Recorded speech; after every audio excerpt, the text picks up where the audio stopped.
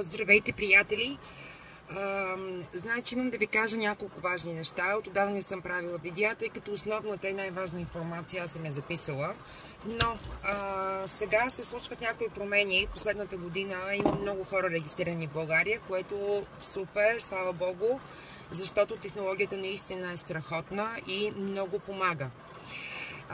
Организирана е по този случай конференция от LifeWave на 4 октомври в България, в София. Ще ви изпратя един линк, към който може да се регистрирате.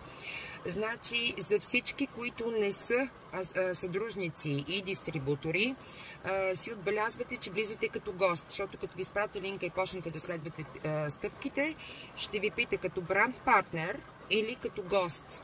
Нали, вие си отбелязвате като гост и ще ви пита кой ви изпраща. Съответно, пишете там моето име, ако сте научили от мен.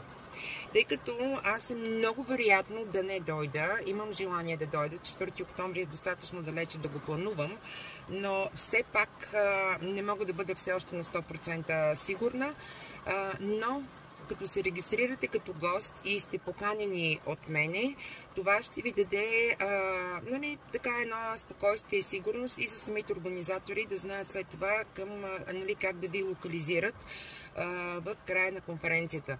Ще бъде много интересно, ще бъде изцяло на български език. И сега събота и неделя тук имаше в Лондон конференция, на която аз не ходих, но Катето Казакова ми се обади и ми разказа всичко вчера, или така акцентите от съботата. И наистина е много вълнуващо. Пазара тук се разраства също страшно много в UK. Неограничени възможности, въпреки че излязохме от еврозоната.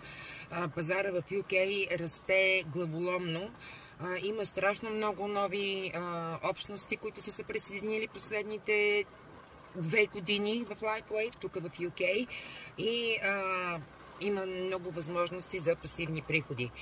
Това е една невероятна технология, чрез която можете да помагате на хората да се чувстват по-здрави и можете да имате допълнителни средства, като разпространявате тази технология и този начин за лечение, за подобряване на здравето.